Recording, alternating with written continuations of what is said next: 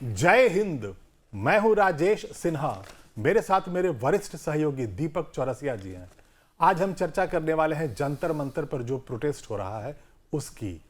NEET paper leak के नाम पर जो एक अनशन शुरू हुआ था जंतर मंतर से, वो पहले छात्रों का आंदोलन लगा, बाद में वो भीड़ तंत्र बन गया है और अब सवाल ये पूछा जाने लगा है क्या ये छात्रों का ही आंदोलन है या उपद्रवियों ने इसे हाईजैक कर लिया है। कौन है इसके पीछे, कारण क्या है, उनकी मंशा क्या है, आइए इसे समझते हैं, जानते हैं दीपक सर से। सर, छात्रों का आंदोलन तो हाईजैक हो गया। मुझे भी लगता है छात्रों का यह आंदोलन हाईजैक हो गया, क्योंकि ये छात्र 28 जून से यहाँ पर थे। ठीक है, 28 जून से जंतर मंतर पर सोनम वांगचुक ने अपना अनशन शुरू किया। 20 जुलाई का इनका जो है संसद चलो का कॉल बाद में आया। लेकिन सवाल ये खड़ा होता है कि 20 तारीख को जो मैंने माना कि पुलिस वालों को स्टूडेंट्स के ऊपर लाठीचार्ज करना पड़ा, पुलिस वालों को उनके ऊपर बल प्रयोग करना पड़ा, लेकिन मुझे बहुत अच्छी तरह याद है हम पत्रकारों ने एक मार्च निकाला था 1995 में। एक पॉलिटिकल लीडर ने किसी पत्रकारों के ऊपर हाथ उठा दिया था उसके प्रोटेस्ट में, और तमाम बड़े चैनल, तमाम बड़े अखबार के तमाम संपादक उसके अंदर से हम चले गए राष्ट्रपति भवन की तरफ कि राष्ट्रपति को ज्ञापन देंगे। और जैसे ही हमने ये लुटेंस के इलाके में बोट क्लब क्रॉस किया, हम पे भी आंसू गैस चलने लगी, हमको भी लाठी मार मार के भगाया जाने लगा, हमारे ऊपर भी लाठी चार्ज हुआ और हमको राष्ट्रपति भवन के गेट तक जो प्रोटेस्ट का ज्ञापन देने जाना था वो नहीं जाने दिया गया। अगर आप इन इलाकों में जो इतने सेंसिटिव हैं, आप भूलिए मत, संसद के अंदर एक बार हमला हो चुका है। संसद की सुरक्षा, प्रधानमंत्री की सुरक्षा, हमारे लोकतंत्र के इकोसिस्टम की सुरक्षा सर्वोपरि है। अगर छात्र उस इलाके में जाएंगे तो थोड़ा बल प्रयोग तो होगा, क्योंकि वहां पर हमेशा, जिसको हम पहले धारा 144 कहते थे, 144, वो सालों लगी रहती है वहां पर। एक साल पूरे 365 डेज 24/7 अगर आप उसको क्रॉस करोगे लिमिट को, तो जाहिर सी बात है पुलिस आपको रोकेगी। अब रोकने में वो झड़पें हुई, और झड़पों के बाद हमने देखा कि किस तरीके से पुलिस वाले छात्रों को भी चोट लगी। मैं मानता हूं 70 छात्र घायल हैं, उसमें से एक लड़की की हालत गंभीर बताई जाती है जो राम मनोहर लोहिया में है। लेकिन कितने पुलिस वाले घायल हुए? छात्रों से ज्यादा पुलिस वाले घायल हुए।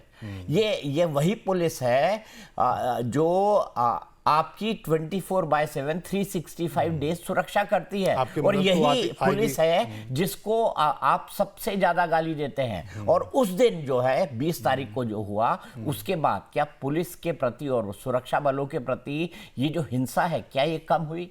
अब कांग्रेस जनता पार्टी वाले लोग कहते हैं कि नहीं हम नहीं थे, कोई लोग आ गए होंगे। फिर वो बोलते हैं कि बीजेपी ने ही अपने लोग प्लान कर दिए होंगे, सरकार ने ही अपने लोग प्लान कर दिए होंगे, आरएसएस वाले आ गए प्लेन क्लोथ्स के अंदर से। दुनिया भर की जो कॉन्स्पिरेसी थ्योरी है वो ऐसे मामलों के अंदर सामने आ जाती है। दरअसल हुआ क्या है कि ये आंदोलन हुआ, और इस आंदोलन के पीछे कौन कौन शक्तियां थी उनके बारे में हम विस्तार से बात कर लेंगे। उनको आंदोलन का बड़ा अनुभव है। एक आंदोलन की मौत मैंने जो है होते हुए रामलीला मैदान से यहाँ तक आते हुए देखी है, मैं उसकी भी बात करूंगा, मैंने वो भी कवर किया था, मैं इसकी भी बात कर रहा हूं। लेकिन उसके बाद से सिक्योरिटी फोर्सेस के ऊपर हमले ये रुके नहीं है। कल एक एसीपी को मारा गया, कई सारे पुलिस वालों को मारा गया, आरएएफ के जवान को इतना पीटा गया कि वो बुरी हालत के अंदर पहुंच गया। तो 20 तारीख को जो हुआ बिल्कुल अनफॉर्चुनेट था, बिल्कुल नहीं होना चाहिए था। क्या पुलिस ने ज्यादती की? हो सकता है कुछ मौके पर। अगर पुलिस के ऊपर आप पत्थर मारेंगे, उसके ऊपर बैरिकेड तोड़ के उसके सर के ऊपर डालेंगे, या बैरिकेड को उसके ऊपर पलटा देंगे, या लाठी से उसके ऊपर वार करेंगे, तो वो भी सेल्फ डिफेंस में कुछ ना कुछ तो करेगा।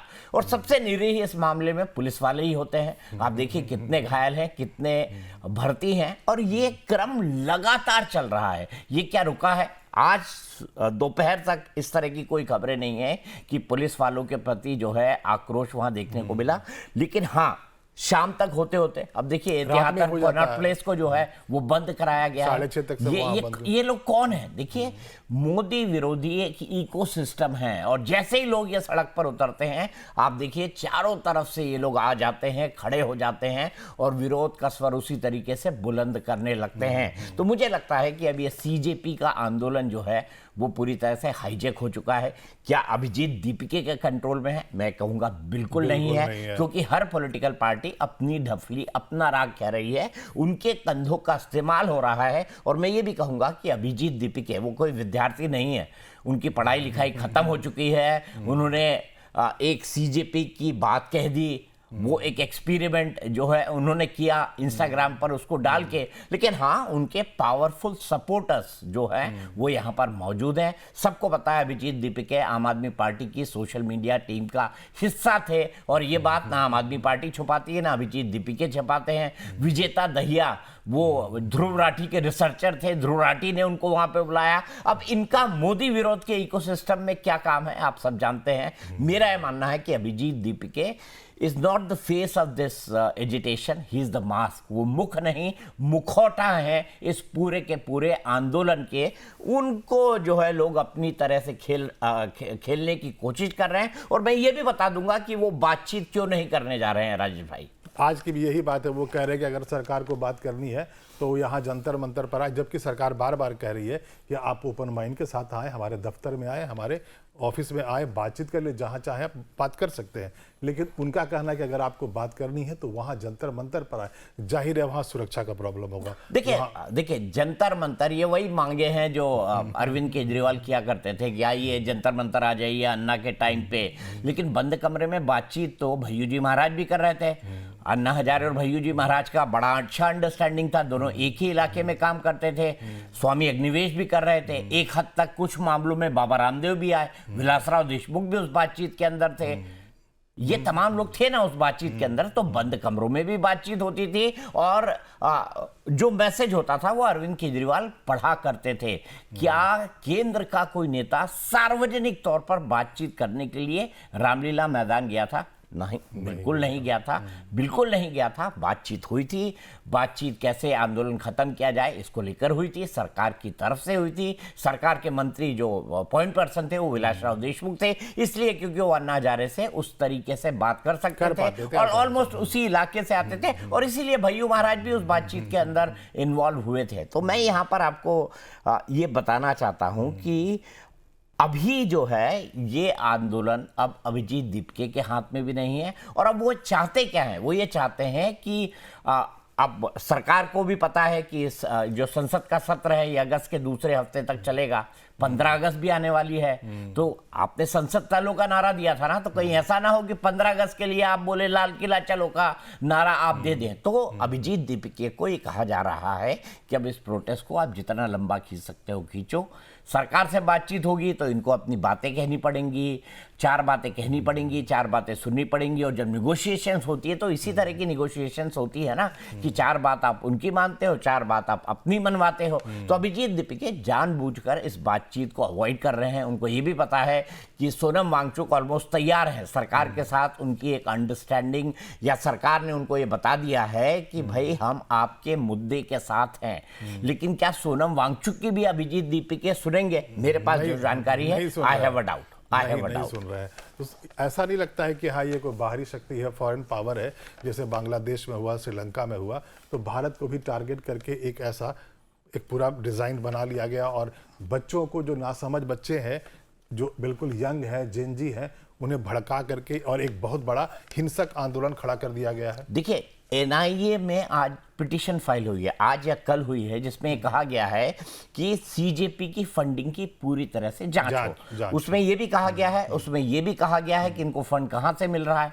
अब देखिए मई के अंदर कॉकरोच जनता पार्टी बनी है, बनाई जाती है। जी हाँ। मई में कॉकरोच जनता पार्टी बनी है। बनी कैसे? क्योंकि आपने इंस्टाग्राम पर एक हैंडल बना दिया जो चीफ जस्टिस ऑफ इंडिया का स्टेटमेंट था कि कॉकरोच की तरह लोग जो है एक्टिविज्म करने के लिए आ जाते हैं, उसी के जवाब में बनी। लेकिन जब आपको ट्रैक्शन मिलने लगा तो मई में बनी एक पॉलिटिकल पार्टी जून में एक आंदोलन करती है, और जून में उस आंदोलन करने के बाद जुलाई में आप देखते हैं कि वो एक पूरा नेशन वाइड आंदोलन हो जाता है। कल से कह रहे हैं, हाँ, कल से आप चाहते हैं 24 तारीख से जो है वो पूरे देश के अंदर आंदोलन हो। अब इनको किन किन से सपोर्ट मिल रहा है वो भी मैं आपको बताऊंगा, लेकिन मैं आपसे ये जानना चाहता हूं और दर्शकों के सामने ये सवाल रखना चाहता हूं कि मुझे बताइए, मई जून में पैदा हुआ एक संगठन एक देशव्यापी प्रोटेस्ट करने लगे, एक इस तरह से काम करने लगे, कहीं से तो इनको फ्यूल मिल रहा है ना, कहीं से तो पैसा मिल रहा है ना। तो कॉकरोच जनता पार्टी ने जो टेंट लगाया, तंबू लगाया,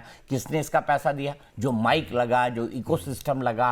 अभिजीत दीपिके समोसे कचौड़ी खा रहे हैं, विजेता दहिया ने कहा ना, आप कचौड़ी खा रहे थे वो दिख रहा था, मेरा बर्गर आपको बुरा लगा। तो आपस में भी झगड़े हैं, ऐसा नहीं है कि आपस में झगड़े नहीं है। तो अभिजीत दीपिके जो बात मैं कह रहा था कि आखिरकार इतना पूरा मैनेजमेंट और इतना पूरा दिमाग कहीं ना कहीं कोई तो लगा रहा है, कोई तो कर रहा है, और ये यही पॉलिटिकल पार्टी है। मुझे बहुत अच्छी तरह याद है अरविंद केजरीवाल ने अपने सोशल मीडिया पर लिखा था कि नेपाल और बांग्लादेश की तरह आंदोलन जो है वो जो जैन जी है वो भारत के अंदर क्यों नहीं शुरू करता। हालांकि बाद में उन्होंने नीचे कहा था नीट के मामले में, तो लीजिए हो गया। और ये अभिजीत दीपिके वही हैं जो जिनको आप लगातार कवर फायर देते रहते हैं, और ये अभिजीत दीपिके वही हैं जो कभी आपके लिए सोशल मीडिया की स्ट्रैटेजी बनाया करते थे और सार्वजनिक तौर पर आपसे जुड़े हुए हैं। और आपको पता है, आप कॉल रिकॉर्ड्स तो सबके पास होंगे, सार्वजनिक होंगे, कहाँ कैसे फोन हो रहे होंगे सबको पता होगा।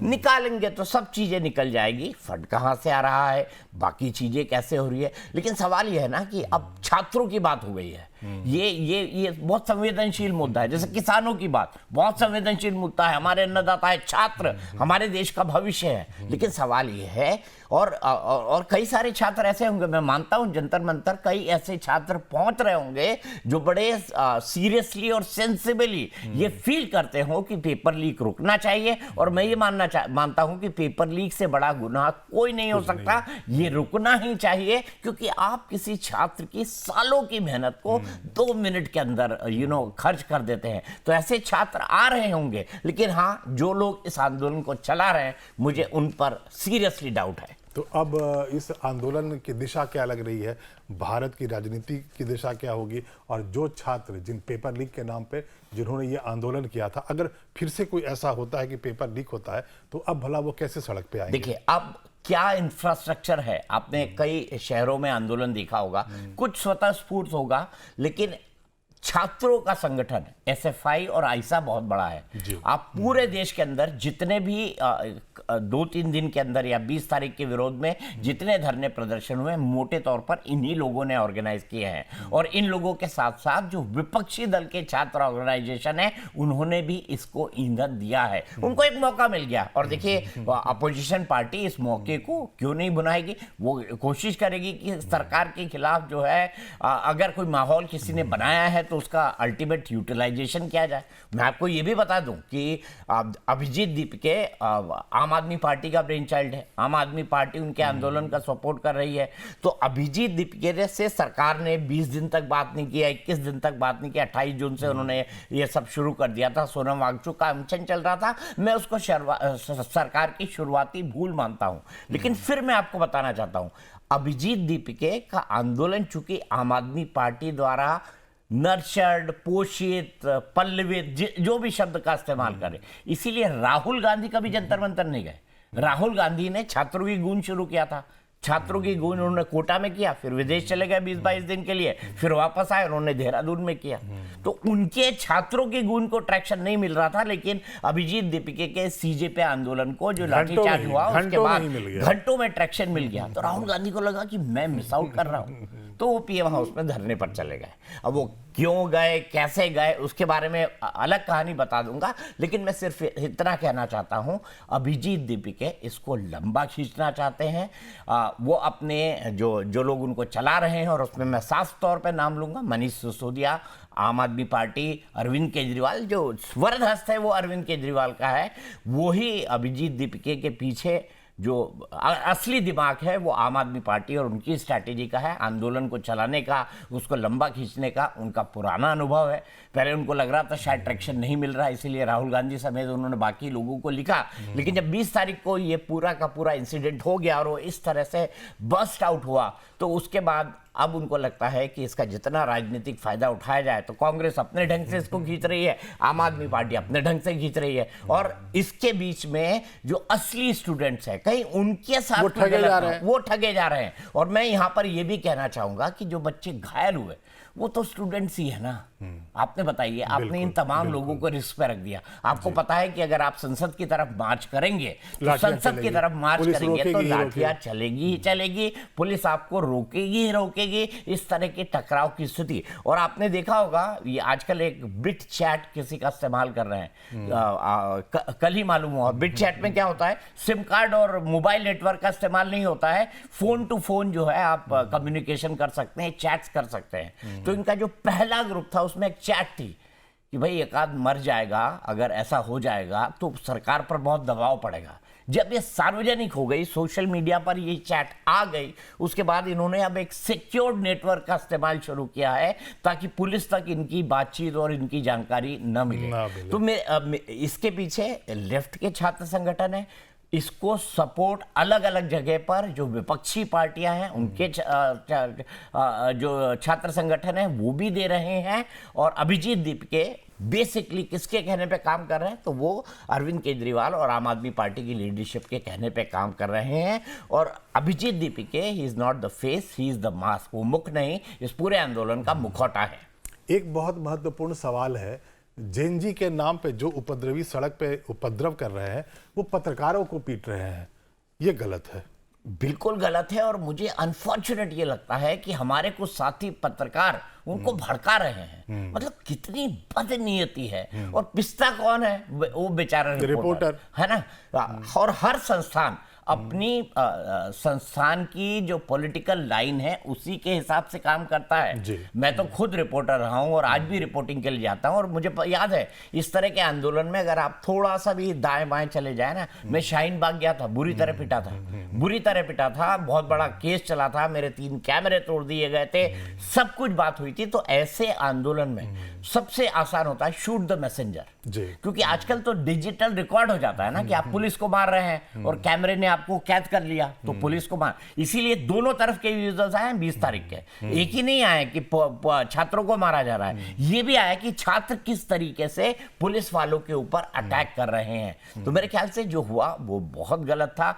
और पत्रकारों के साथ और साथी पत्रकारों के द्वारा भड़काना, ये जो इकोसिस्टम है ना, बहुत खराब है। और मुझे ये लगता है कि पत्रकार हर जगह निशाना बनते हैं, सरकार को इसके बारे में सोचना चाहिए। फ्रंट लाइन में पत्रकार खड़े होते हैं और किसी भी पार्टी के, मैं ये नहीं कह रहा हूं कि बीजेपी का अगर कोई इस तरह का उग्र प्रदर्शन होगा, आपको याद होगा 6 दिसंबर 1992 कई पत्रकारों के कैमरे तोड़े गए थे।